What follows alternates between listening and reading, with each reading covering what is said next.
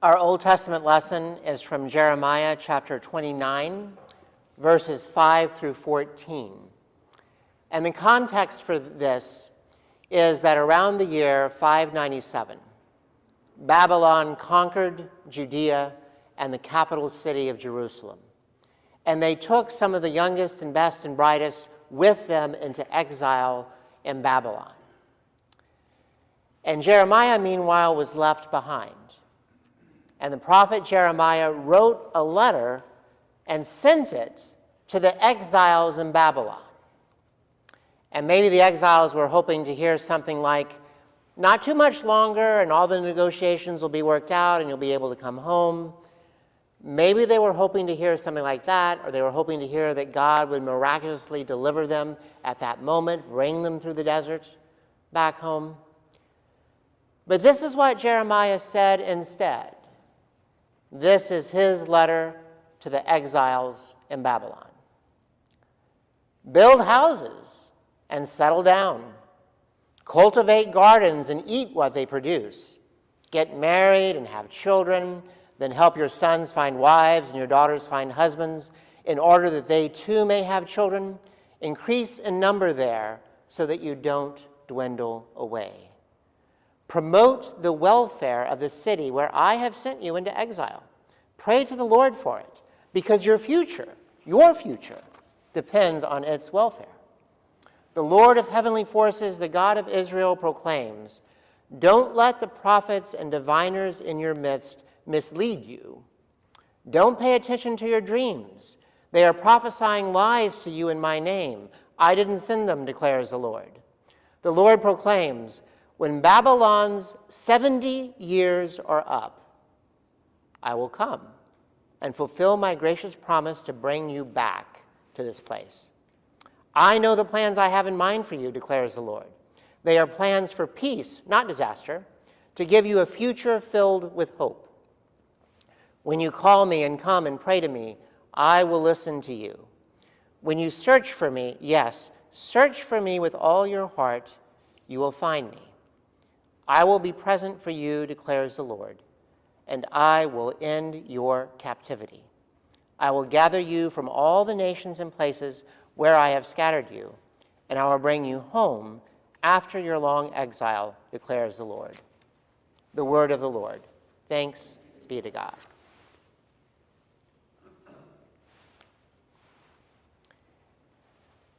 Years ago, there was a cartoon in the New Yorker.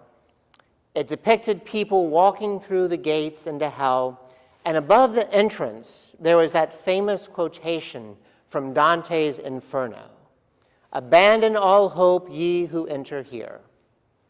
But in this particular cartoon, just below the sign, there was a parenthetical comment.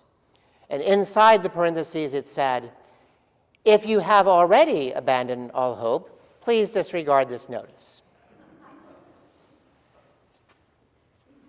And if you didn't laugh, it might be because you didn't think it was funny. But it might also be because true hopelessness is not a laughing matter. And we know that. Humor might be for some people a coping device, but hopelessness itself is not a laughing matter. It might be something to laugh through, but it is never something to laugh at. And there are many reasons why someone might feel hopeless. Someone might be experiencing the depths of depression and has been for many years. Someone might be going through a long and difficult divorce. Someone might be experiencing intense loneliness. And the holiday period, as many people gather with family and friends, only exacerbates their feelings of loneliness. And someone may be going through a long, protracted period of unemployment, with hundreds and hundreds of resumes being sent out with scarcely any response from potential employers. And someone might have received an unexpected medical diagnosis. And all of a sudden, all of the plans that have been so long in the making are no longer practical, no longer sure. And if for any reason you have already abandoned hope, then the prophet Jeremiah has a word for you. According to Jeremiah, God speaks directly to us and says, I know the plans I have for you, plans for your welfare and not for harm, to give you a future with hope. And that is the promise of a future with hope. And it's important to pay attention to what these verses say and what they don't say. There's nothing here to indicate that God has absolutely everything planned out for us, as if we were just puppets on a string with God as the puppeteer. Instead, the intention is to provide for our welfare and to give us a future with hope. In Jeremiah 29:11, I know the plans I have for you, has become many people's favorite verse. And you can go to stores like Michael's and find it on pillows and cross-stitching.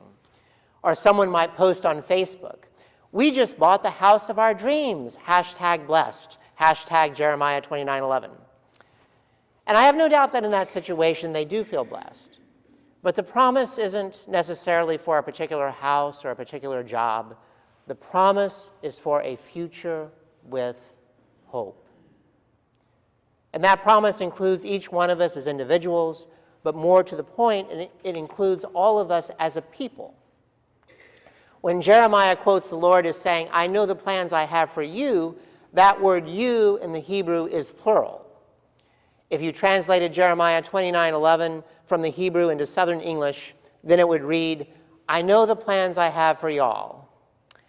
And if you were to translate it into Texas English, which has some subtle distinctions from Southern English, then it would be, I know the plans I have for all y'all. The promise is for a future for all of us, a future filled with hope. Now, this is what was happening in Jeremiah's day. In the year 597 before the Common Era, the Babylonians raided Jerusalem and kidnapped the king. And in the king's place, they set up a puppet ruler. They also took away many of the Jerusalem elites and took them back to Babylon. And this was the first wave of exiles. And then what happened 10 years later in 587 is that the Babylonian king Nebuchadnezzar completely destroyed Jerusalem, including Solomon's temple, and took away even more of the Jews into exile.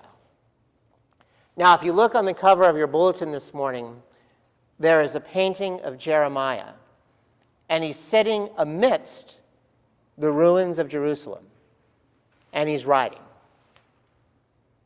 A lot of what Jeremiah wrote in the book of Jeremiah was written like that, with Jeremiah sitting in the midst of the rubble and writing down the letters.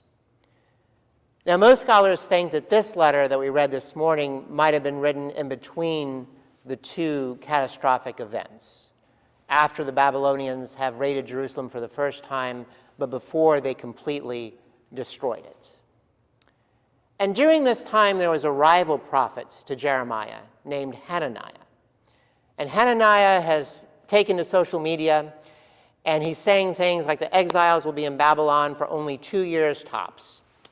And then God will utterly destroy the Babylonians, and all the exiles will joyously come back home. #just you wait.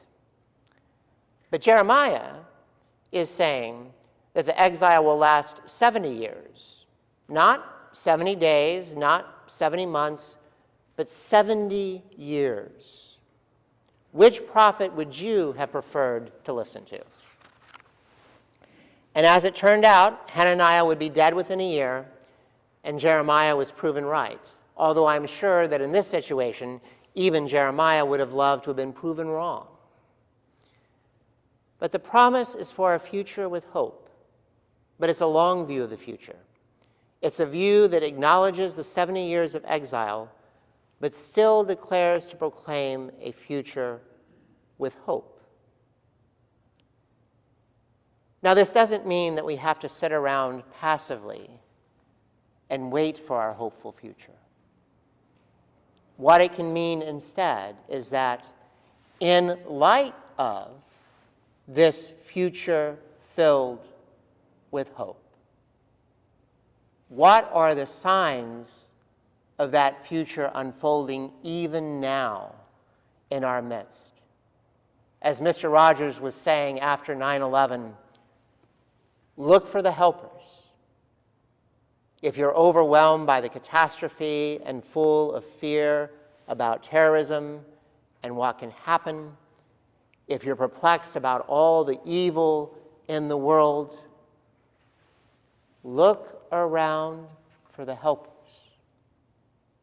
Look for signs that there are, even now, people of grace and compassion and great hospitality and people of love who are willing to meet you where you are.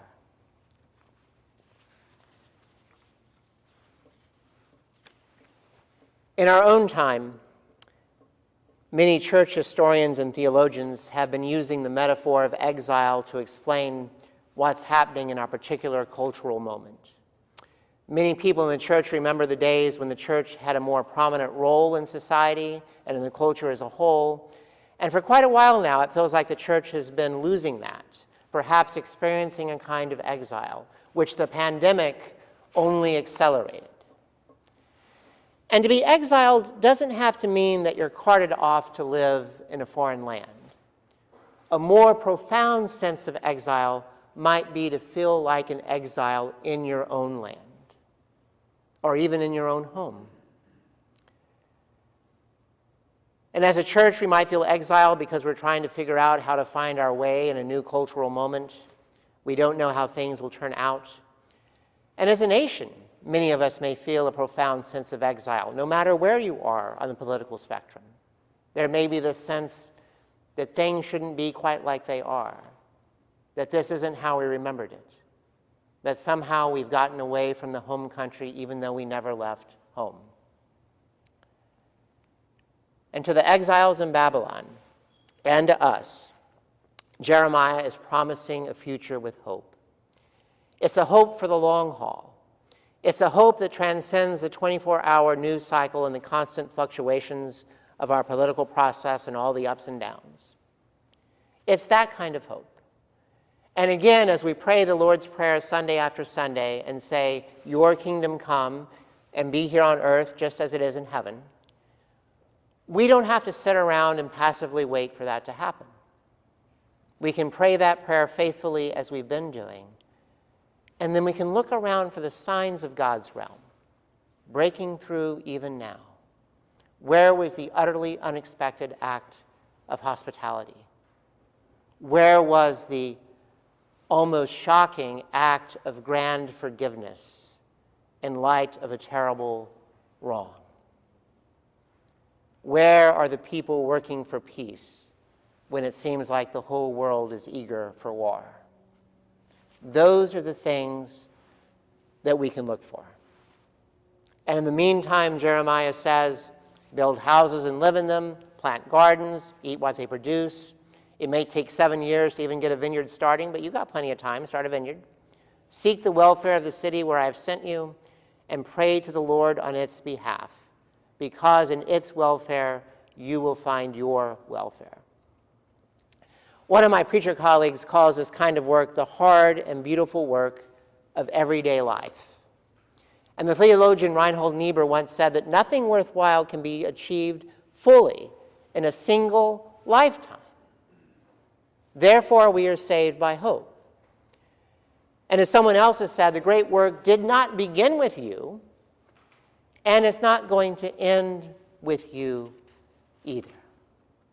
But it's something that you are privileged to do for this short while.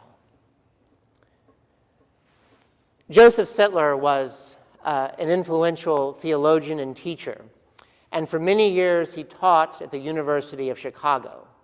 And after he retired, he moved down the street and taught for a few more years at the Lutheran School of Theology. And the Lutheran School of Theology shares a campus with McCormick Seminary, which is where I earned my Doctor of Ministry degree. And for 3 summers in a row, I would have to spend 3 weeks in Chicago, which is the best time to be in Chicago, and so it was great. And among the stories about Joseph Sittler that are still being told is how he used to purchase small seedlings and go around the campus in the springtime planting them. He didn't always ask the Buildings and Grounds Committee permission ahead of time, but he just did it. And because he was Joseph Sittler, they let him do it. But he also knew a lot about gardening, so he was putting the trees in the right places anyway. And he was a consummate realist with a finely honed sense of sin, something that he called human cussedness that was relentless. He wasn't naive about the human capacity for evil. But even so, he was always hopeful in God's providence and love. And a hope visually symbolized by this great theologian in his 70s, nearly blind, down on his knees, planting a tree. Now, I never got to meet Joseph Sittler in person. He died many years before I began my studies. But I was able to sit beneath several of the trees that he had planted. All glory and praise be to our God. Amen.